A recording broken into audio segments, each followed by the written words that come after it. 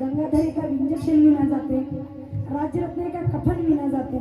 तुम्हाला या गाण्याचा माझा जो इतिहास आहे, मला मुंबई प्रत्येक या महाराष्ट्र भारत देशातून त्या बाळारे गाण्यासाठी फोन येते की बाई हे गाणं आम्हाला ऐकायचं. कितीतरी लोक तर फोन करून लढतात आणि तो इतिहासच खरोखर तसा आहे. बाबासाहेब आंबेडकर कोलंबिया विद्यापीठामध्ये शिक्षण घेण्यासाठी जात असताना गंगाधर खूप बिमार पडतो. तेव्हा गंगाधराचा तब्येतीचा खूप टेन्शन असते बाबासाहेबांना.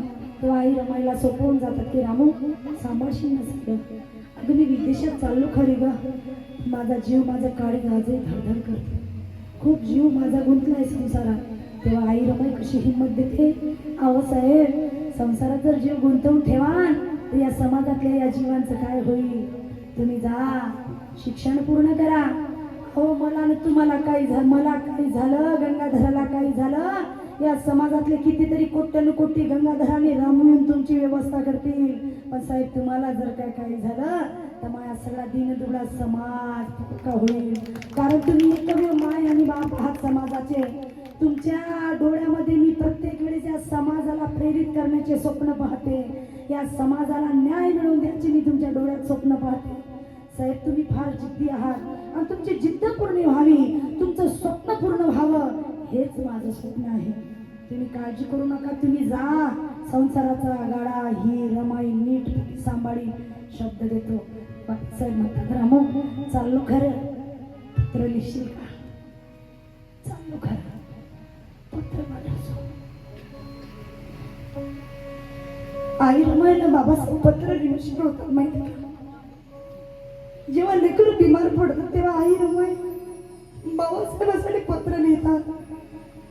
साहेब खूप अडचण आहे घरात, पोरांची तब्येत बरी नाही, त्यांना औषधे आणण्यासाठी माझ्याकडे पैसे नाही, डॉक्टर इलाज करण्यासाठी नकार देतो, जमत असेल तर थोडीशी मनी ऑर्डर पाठवा. तेव्हा बाबासाहेब आंबेडकर पत्र लिहितात, प्रिय रामू सांभाळ स्वतःच्या जीवाला, सांभाळ गंगाधराला, राजरत्नाला, रमेशला, इंदूला. सांगताना अत्यंत दुःख होते. तुझा हा साहेब एका पावाच्या तुकड्यावर अभ्यास करते, उपाशी पोटाने मला झोप येत नाही ग, आणि झोप येत नसल्यामुळे माझा अभ्यास पूर्ण होतो. जर मी पोटभर जेवलो असतो तर मला झोप आली असती, पण आज माझ्या पोटात भुकेचं काहूर आहे.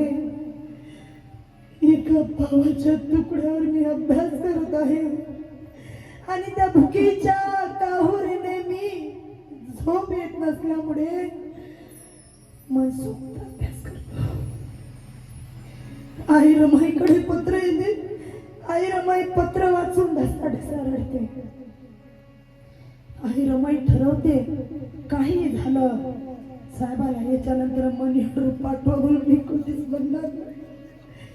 आई रमाई म्हणते साहेब तुम्ही स्वतःची काळजी घ्या, जमेल ते कष्ट मी करते, तुम्ही अभ्यास करून कष्ट करा, मी कष्ट करून घर सांभाळते. खूप बिमार पडते आई रमाई. आई रमाईच्या अंगाचा ताप त्या गंगाधराला लागतो. गंगाधर खूप तापानं फडफडत असते. आई रमाई पै जमा करून इलाज करण्याचा प्रयत्न करते. पैशाअभावी त्या गंगाधराचा जीव जाते. एका पत्रकार परिषदेमध्ये बाबासाहेब आंबेडकरांना एक पत्रकार प्रश्न करतो, अहो साहेब आयुष्यामध्ये कोणतं असं दुःख तुम्हाला वाटलं की ज्याच्यामुळे आज तुम्हाला हे लागल्यासारखं वाटतं? तेव्हा बाबासाहेब आंबेडकर म्हणतात माझ्या आयुष्यामध्ये असं कोणतंच दुःख नाही आहे, कारण मी दुःखाकडे कधी बघितलंच नाही. माझं स्वप्न पूर्ण करण्याची जिद्द, माझ्या समाजाला एक न्याय हक्क मिळवून देण्याची जिद्द मी पूर्ण करत गेलो. त्यामुळे माझा मन हेलावून टाकण्यासारखी कोणतीच गोष्ट नाही. पण साहेब तुम्ही विचारता म्हणून सांगतो, कारण मी एक बाप आहे. काय आहे? मी एक बाप आहे. अहो जेव्हा जेव्हा मी स्वतःकडे बाप म्हणून बघतो तेव्हा या बापाला स्वतःचा चेहरा बघून लाज वाटते. वाटतंय की हाच तो बाप आहे का रे जो आपल्या लेकराला एक इंजेक्शन लावू शकला नाही. हाच तो बाप आहे का रे. अरे या दीनदुबळ्या समाजाचा बाप झाला पण गंगाधराला 4 पैशाचं कफन घेऊ शकला नाही. हाच तो बाप आहे. हा दुर्दैवी बाप पैशा अभावी माझ्या लेकराला मी इंजेक्शन किंवा माझ्या गंगाधराला कफन घेऊ शकलो नाही. तेव्हा बाप म्हणून पाहत असताना माझं मन खूप हेलावून जाते आणि सगळ्यात जास्त वेदना होतात. आयुष्यभर न विसरणारी गोष्ट माझ्या आयुष्यात घडून गेली ते म्हणजे माझे 4 पोरं मातीत गेले. मी शिक्षण घेत राहिलो आणि 4 पोरानंतर माझी संगिनी अर्धांगिनी ज्ञानवर्धिनी जीवनात खास्ता खाऊन बाबाला प्रेरणेत उत्तेजित करणारी त्यागाचं मूर्तिमंत्र उदाहरण आई रमाई 37 वर्षात मला सोडून. माझी पत्नी मला सोडून गेली. माझ्याकडं काय राहिलं. तेव्हापासून बाबासाहेब आंबेडकरांना बिमाऱ्या लागून गेल्या. काळजी, टेन्शन, झोप न घेत, चिंता आणि माणसाच्या आयुष्यात चिंतेचा हा रोग सगळ्यात मोठा रोग आहे ज्याचा इलाज या जगात कोणी डॉक्टरकडे नाही. आणि गेल्या 8 महिन्यापासून या गंगाधराचं साहेब मी गाणं म्हणून राहिली.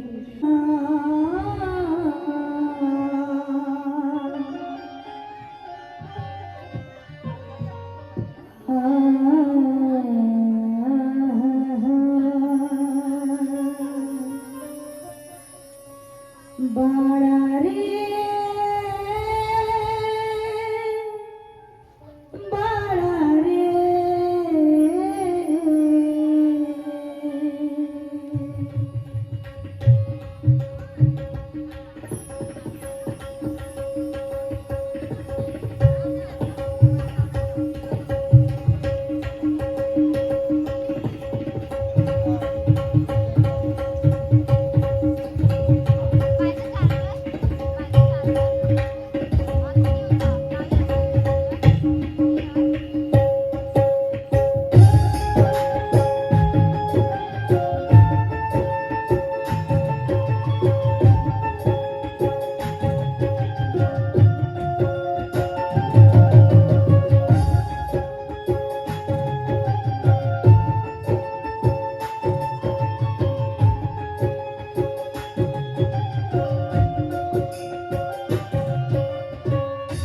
तुझी भागी आई बोल ही रमाबाई.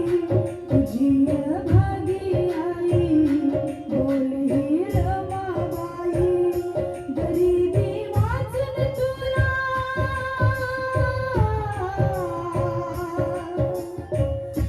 गरिबी वाचून तुला वाचवू शकले नाही.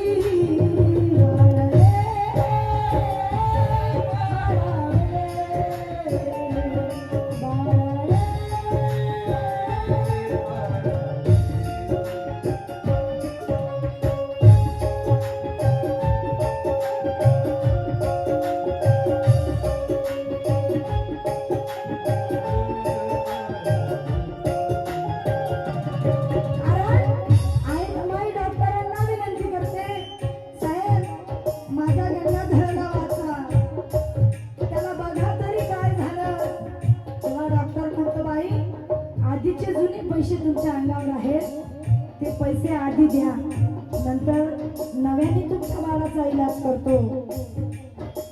आई रमाई म्हणते साहेब पैसा कुठे जाणार नाही. तुमचे पैसे मी पूर्ण परत करीन आधी माझ्या बाळाचा इलाज करतो. या आईकडे बघा त्या बापाकडे बघा. अरे जनतेची सेवा करण्यासाठी दीनदुबळ्या समाजाला न्याय मिळवून देण्यासाठी माझा बॅरिस्टर नवरा डोळ्यामध्ये स्वप्न घेऊन विदेशात शिक्षण घेण्यासाठी गेला. अरे त्याच्या लेकराला जर काय झालं तर मी काय सांगू की मी तुमच्या गंगाधराला वाचवू शकले नाही. माझ्या लेकराचा इलाज करा साहेब. माझ्या लेकराचा इलाज. अरे रमेश गेला तू गेली गेला राजरत्न. रमेश गेला तू गेली गेला राजरत्न. रमेश गेला तू गेली गेला राजरत्न. रमेश गेला तू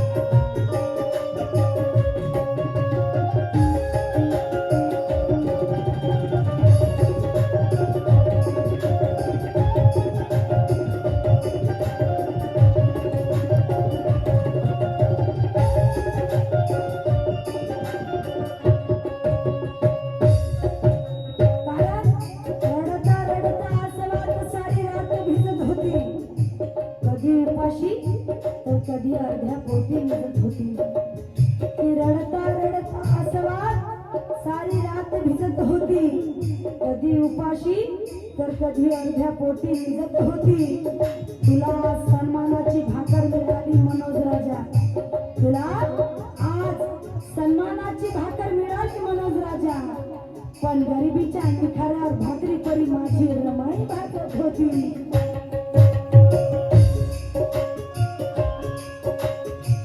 गरिबीच्या निखाऱ्यावर माझी रक्ते भाजत होती. डॉक्टरांना विनंत्या करते माई रामू, डॉक्टर लक्ष देत नाही. आई रमाई बाबासाहेबांना एकदा एक प्रश्न करतात, का हो साहेब मला बाया म्हणतात तुझे साहेब डॉक्टर आहेत, सांग की ग त्यांना लोकांचा इलाज करायला. तुम्ही डॉक्टर आहात तर मग इलाज का करत नाही. रमाई खूप घोडी मान. तेव्हा बाबासाहेब म्हणतात रमाईला, रमाई अगं मी पुस्तकांचा डॉक्टर आहे. रमाई म्हणते असं कसं.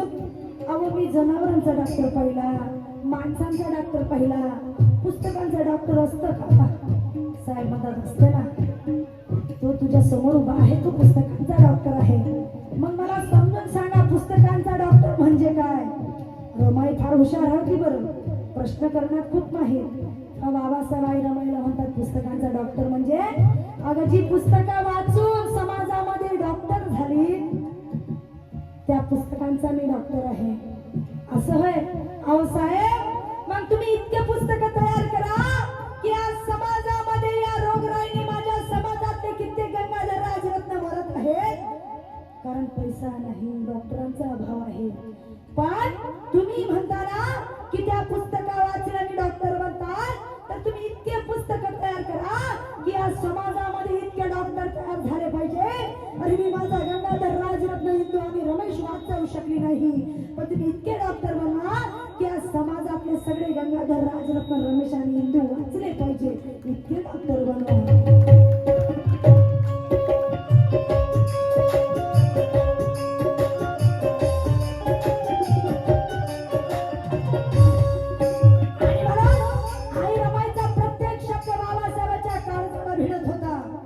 आई रमाई तर सोडून गेली रे, डोळे मिटून निघून गेली, पण बाबासाहेबाची छत्र छाया घेऊन गेली.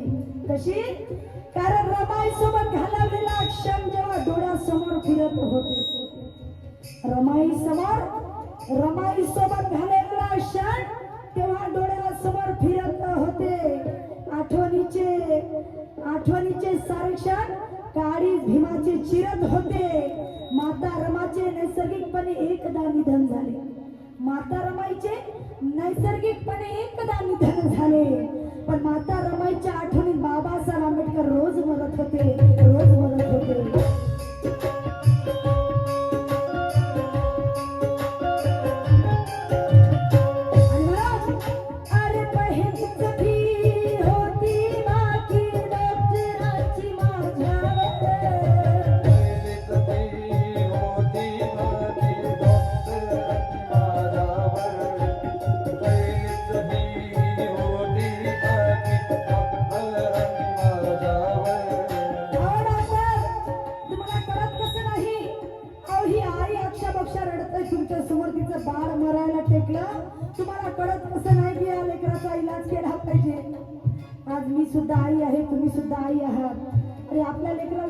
ठोकर जरी लागली तर आईचं काळीच चिरते माय आपल्या डोळ्यावर येतात. त्या आई रमाईला कसं वाटलं असेल जेव्हा तिच्या मांडीवर 4 पोरं गेले. त्या बाबासाहेबांना कसं वाटलं असेल जेव्हा समाजासाठी स्वप्न डोळ्यात घेऊन शिक्षण घ्यायला गेलेला बाप आपल्या लेकराच्या आठवणीमध्ये तिकडेच मरते अभ्यास करतो. त्याला जेव्हा जेव्हा करते गंगाधर गेला रमेश गेला काय वाटत असेल त्या बापाला. तेव्हा त्यांनी आपल्या संसारावर लेकरावर लक्ष दिलं असतं तर कदाचित तुम्ही आम्ही एवढं सोन्यासारखं जीवन जगू शकलो नसतो. आणि म्हणून मला म्हणायचं आहे काय अरे पहिलीच फी होती बाकी डॉक्टरांची माझ्यावर.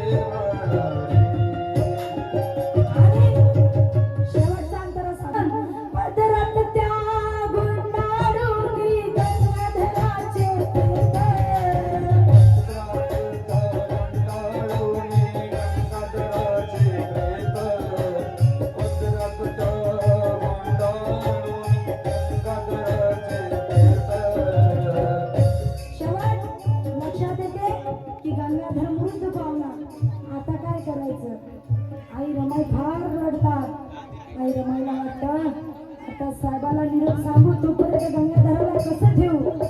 डॉक्टरांनी पैशाअभावी गंगाधराचा जीव घेतला. आज जर माझ्या लेकराचा इलाज झाला असता तर माझं लेकरू माय वाचलं असतं. त्या पत्नीची कल्पना माझे साहेब डॉक्टर असते तर माझ्या लेकरांचा इलाज झाला असता. पण नाही, शेवटी गंगाधराचा जीव त्या पैशाविना चालला जाते. आई रमाई गंगाधराला घेते, साडीचा पदर काढते, त्या पदरामध्ये गंगाधराला गुंडाळते आणि स्मशान भूमीकडे वाटचाल करते. कशी अरे पदरात त्या गुंडाळून गंगाधराचे प्रेत.